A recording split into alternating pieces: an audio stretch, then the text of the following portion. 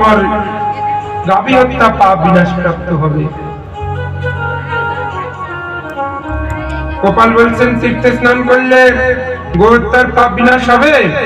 গোপীরা বলছেন হ্যাঁ। ভগবান বলছে বেশ, যদি তোমরা চাও তাহলে আমি সমস্ত তীর্থ জলেই অবগাহন করব।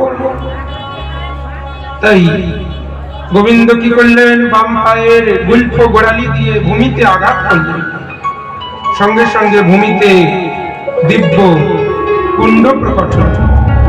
হাত জোর করে সব তীর্থগণকে স্মরণ করতে লাগলেন।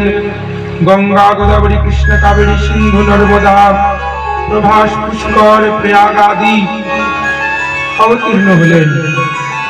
ভগবান বলছেন আপনারা কৃপা পূর্বক আমাকে অভিষিক্ত করুন, আপনাদের স্পর্শে আমি পবিত্রতা প্রাপ্ত হব।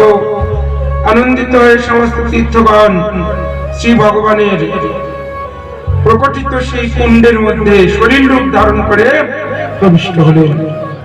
প্রকট হলো শ্যাম কুণ্ড। তবে গোবিন্দ সেই শ্যাম কুণ্ডে নেমে অবগাহন করলেন, স্নান করলেন।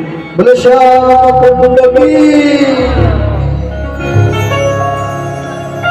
আর গোপীদের দিকে দৃষ্টি দিয়ে বলতে লাগলেন, শোনো গোপীগণ, তাহলে তোমরা শ্রীমতী রাধারানীর পাদ পদ্মে গিয়ে তার সেবাকে প্রার্থনা করো।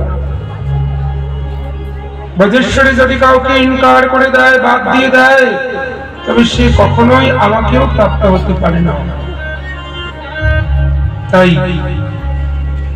তীর্থগণ পুনরায় আবার সুন্দর দিব্য দেব দেহ ধারণ করে প্রকট হলেন এবং সলিল মূর্তি ধারণ করে শ্রীমতী রাধারানীর চরণেতে গমন করলেন। হে কৃপাময়ী, তোমার কৃপা কটাক্ষ দৃষ্টি আমাদের প্রতি বর্ষিত করো।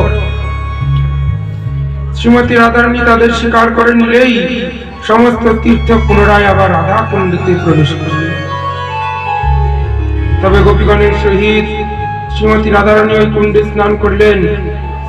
গোবিন্দ বলছেন যেখানে রাধারানী স্নান করেছে সেই কুণ্ডে আমি পুনর্বার স্নান করব। তাই পুনরায় আবার সেই কুণ্ডেতে অবগাহন করলেন ভগবান।